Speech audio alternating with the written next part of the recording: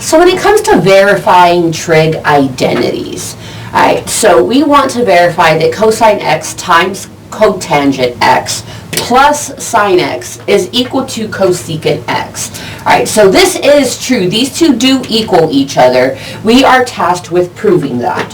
So we typically prove that by taking some trig identities along with some algebra in order to prove that they are equal to each other. That this side equals this side, the right side equals the left side. Now, couple little rules to get started here. So typically you do want to start with the most difficult looking side, and you want to take that and work on simplifying that.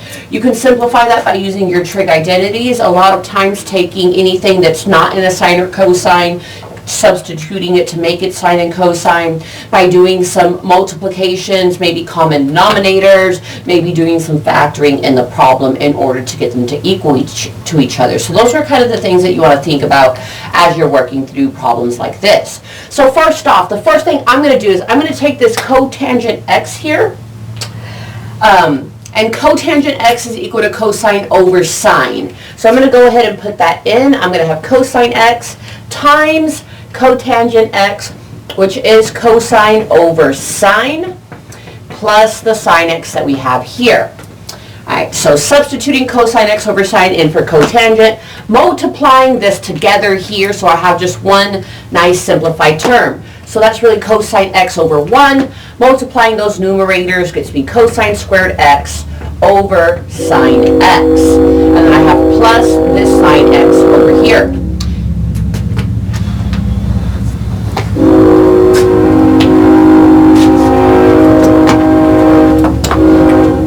Now, since I have two separate terms here, I do want to work on getting common denominators, combining these into a single fraction. So common denominator of 1 in sine x is sine x. So I'm going to multiply this fraction over here by sine x over sine x, making that cosine squared x of the numerator plus sine x times sine x is sine squared x over our common denominator of sine x.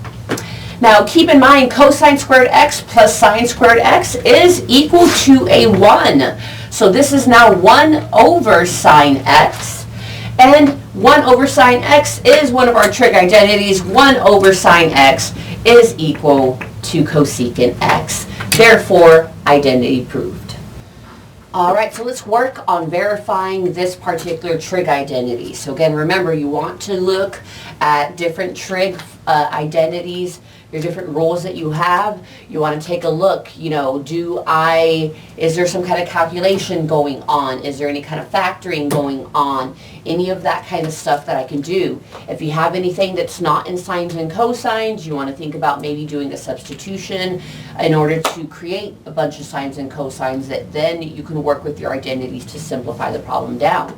So we're given this identity here, 1 over 1 minus sine x plus 1 plus sine x is equal to 2 secant squared x. So again, it's easier to take the more difficult side of the problem and convert it into the less slightly difficult looking side of the problem here. So what I'm going to do first, because I have two fractions over here on the left side, I need to turn this side into this side. Alright, so since I have two fractions here, actually what I'm going to do, I'm going to drop these down so that I can actually add these together, get common denominators here.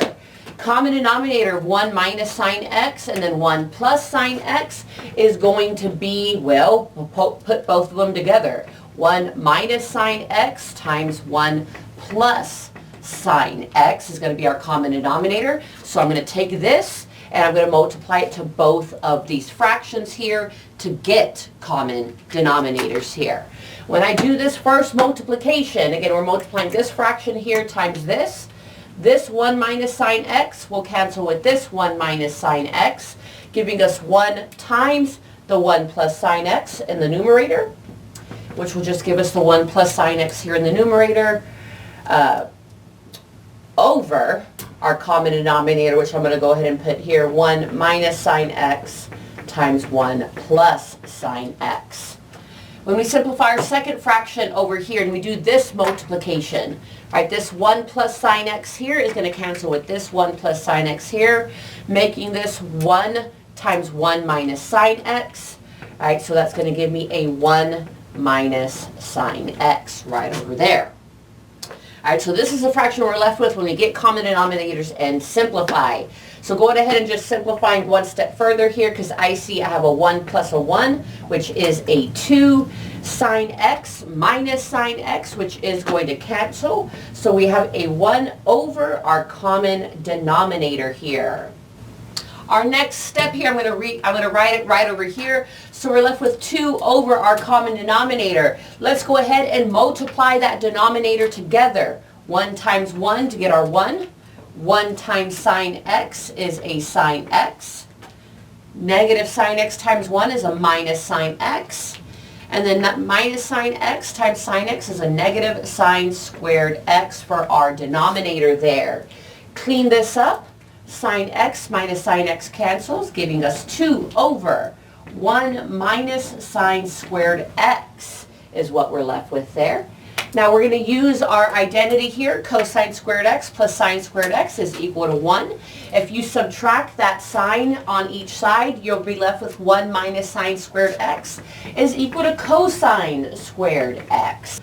So we're left with 2 over cosine squared x. If you remember here, so 2 over cosine squared x, I could write this as 2 times 1 over cosine squared x. I could write this as 2 times 1 over cosine squared x. Just keeping in mind that 1 over cosine is equal to secant. So this is really 2 secant squared x. Right, 1 over cosine. This here would change to a secant, but since we had 1 over cosine squared x, this is now secant squared x. So we are left with our 2 secant squared x there. All right, so let's verify the following identity here. So we need to make the left side equal the right, or the right side equal the left, using our trig identities and some algebra. I'm going to start with the left side, and I'm going to turn that into the right side. So I'm going to drop down our cosine x over 1 plus sine x. Let's do some algebra and use some identities on this to try and change this to this right-hand side over here. So the first thing that I am going to do here is I want to try and simplify out this problem here. It's already in sines and cosines. There's not really any factoring or any of this kind of stuff that I can do with it. So what I'm actually going to do is I'm going to rationalize the denominator essentially. I'm going to multiply the numerator and denominator by the conjugate of the denominator. So since I have a 1 plus sine x in the denominator, I'm going to multiply top and bottom by 1 minus sine x here to see if that can simplify something out and help me here. So for our numerator, I'm actually going to leave it separate as separate factors. I'm going to leave this cosine x times 1 minus sine x. I'll let you know in a little bit why. The denominator is what I want to clear out. It's kind of why I multiplied by this. So let's go ahead and multiply the denominator. So I'm going to go ahead and put our answer. So let's go ahead and multiply the denominator. 1 times 1 to get 1. 1 times a negative sine x gets us a negative sine x. Sine x times 1 gives us a positive sine x. And sine x times negative sine x is negative sine squared x. So when we simplify this, just keep in mind negative sine x does cancel with positive sine x, leaving us with a 1 minus sine squared x right over here. After this point here, keep in mind that 1 minus sine squared x is actually equal to cosine squared x. So this denominator here, again, I'm just moving over the numerator. That's staying exactly the same. 1 minus sine squared x, according to our identity here, is equal to cosine squared x. So then what we're going to do here, we have 1 cosine here in the numerator. We're going to cancel with this one of the cosines down in the denominator, leaving us with a 1 minus sine x in the numerator over cosine x in the denominator. And that is exactly what we were looking to get. We have our 1 minus sine x over cosine x.